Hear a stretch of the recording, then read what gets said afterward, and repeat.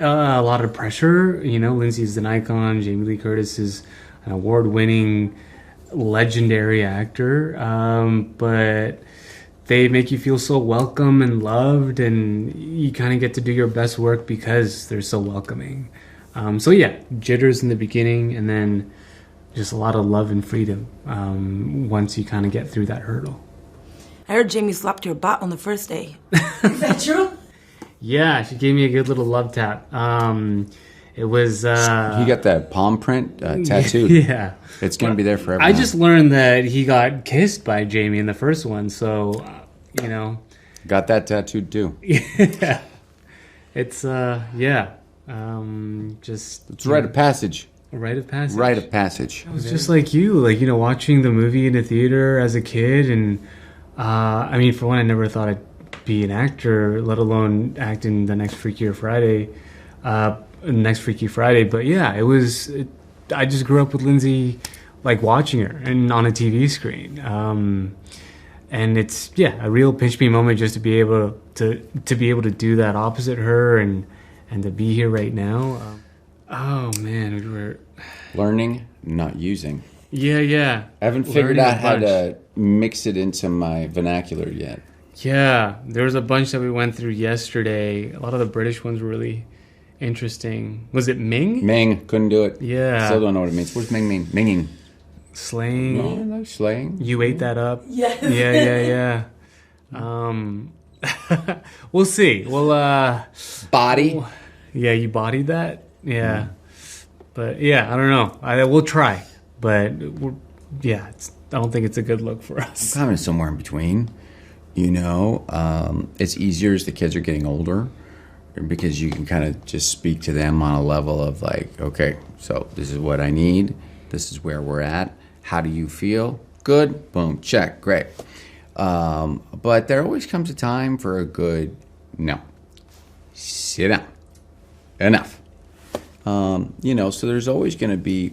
Look, I think the kids are always learning, so you have to... I believe in some tough parenting. You just have to, because that's your job. My 1-year-old, if I'm not tough with her, she's going to jump off the building. It's not great. She doesn't know she can't fly. So it's somewhere in between. Always. Yeah. Always.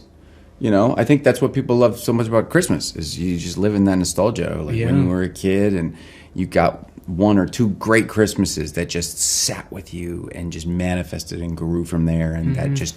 You try to recreate that every year, and that's what, we're doing with this film. We're giving you Christmas again.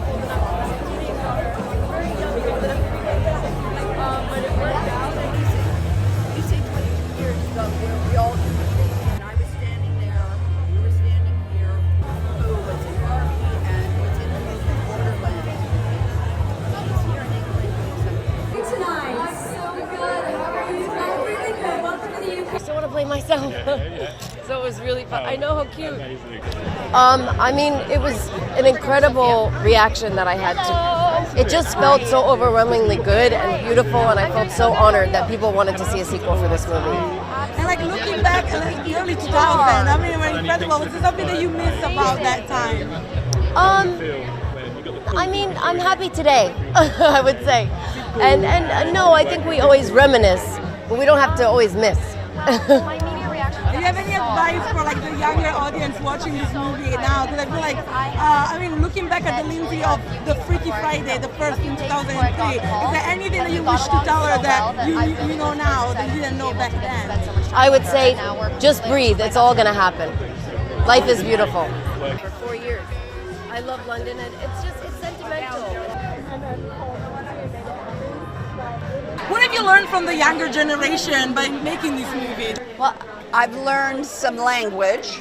I've learned words. Obviously language is a big part of it. It's hard to be a teenager, any season, any generation. I think it's harder now for teenagers. They are bombarded by the internet. I did not have the internet when I was a teenager. The internet was barely happening 22 years ago. You know what I mean? I think MySpace might have been a thing. Then I'll see if she's going to actually challenge.